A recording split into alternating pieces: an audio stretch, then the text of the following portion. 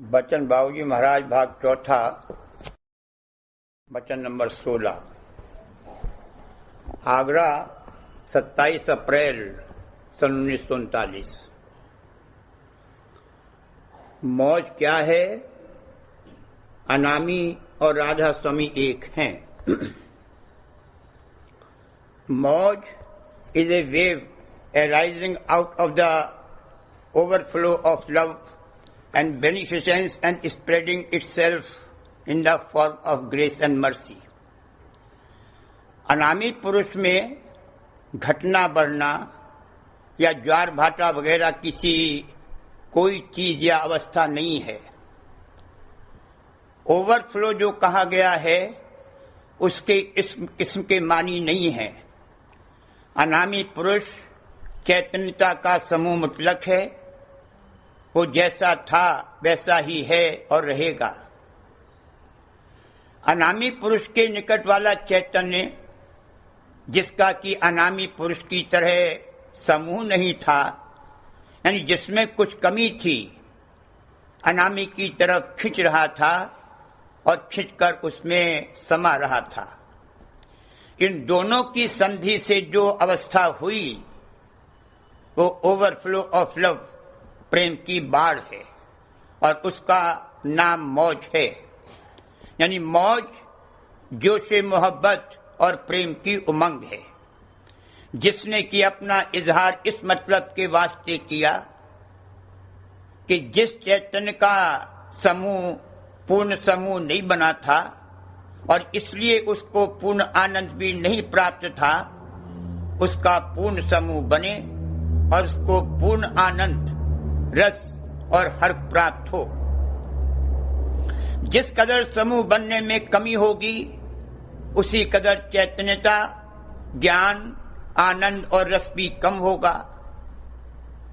सबका भला इसी में है कि सिमटें और समूह बनावें, और यही मौज का मतलब और सार है कि जिसमें जिस कदर समूह बनाने की काबिलियत और गुंजाइश है वो अपना पूर्ण समूह बनावे। सत्य देश में मौज प्रकट है, यानी जहां केवल अंतर्मुख शक्ति है, रत और समाई हुई अवस्था है और मुखालिफत कतई नहीं है, वहां तक मौज प्रकट है।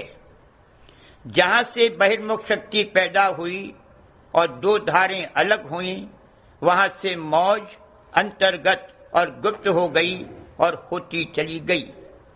वहां से काल मौज यानी मन मौज और माया मौज कार्रवाई करने लगी। राधा स्वामी और अनामी एक हैं। अनामी ने जो रूप और नाम धारण किया वो राधा स्वामी है, मगर इस कहने का मतलब ये कभी नहीं है कि राधा स्वामी महदूद है या अलग है।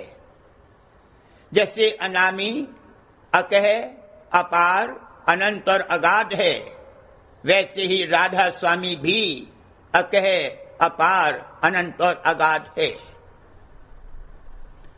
प्रथम मौज जो निकली वो राधा स्वामी अनामी की मौज है। उसने अगम लोक का मंडल बांधा और अगम पुरुष से जो मौज निकली वो अगम पुरुष की मौज है।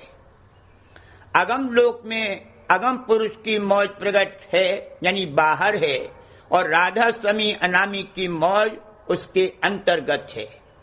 इसी तरह अलख लोक में अलग पुरुष की मौज है और सत्य लोक में सत्य पुरुष की मौज प्रकट यानी बाहर है, और अलग पुरुष की मौज उसके अंतर्गत है।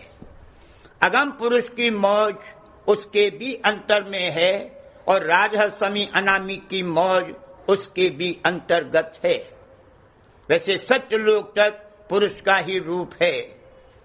इन तीनों में मेरा रूप, और पुरुष की ही मौज काम करती है, उसमें कोई भेद नहीं है।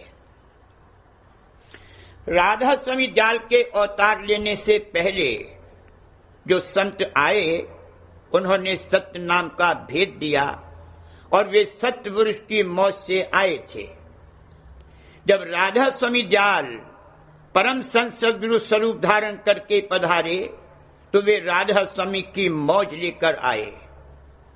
उन्होंने धूर्धाम की मौज, राधा स्वामी की मौज चलाई।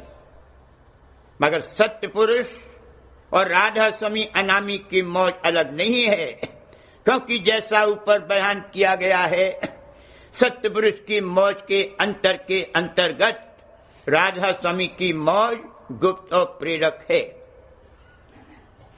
राधा स्वामी मौज चलाई राधा स्वामी, सत्यलोक से नीचे प्रगट मौज नहीं है। अंतर के अंतर्गत तो वो प्रेरक है, मगर कार्रवाई करने वाली मन और माया की मौज है। सत्यलोक के नीचे मौज की खबर नहीं पड़ सकती।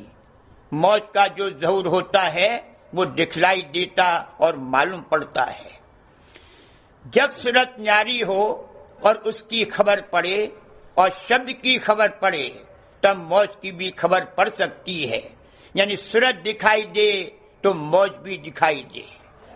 सत्यलोक में पहुंचकर सूरत का दर्शन होगा और तभी मौज की धार भी दिखाई देगी।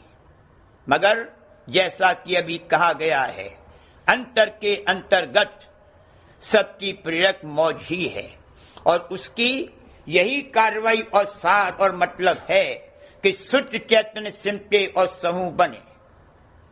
रचना भर में जो कुछ हो रहा है वह सब इसी मतलब को बरामद करने के लिए है। दुख सुख जो कुछ आता है सब मौज से है और इसी नतीजे पर पहुंचाने के लिए है कि समूह बने, क्योंकि बिना समूह बने ज्ञान और आनंद नहीं प्राप्त हो सकता। जिसको ये बात अच्छी तरह समझ में आई है, बल्कि गुरु ज्ञान द्वारा यानी अंतर में अनुभव होकर समझ में आया है कि चाहे दुख आवे और चाहे तकलीफ आवे, सब मेरे हित के लिए है।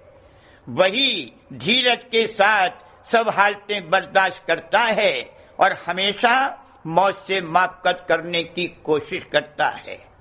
और यही राधाष्टमी जाल के उपदेश का सार है कि सब मौज से मापकत करें, इसी में बेहतरीन नतीजा निकलता है।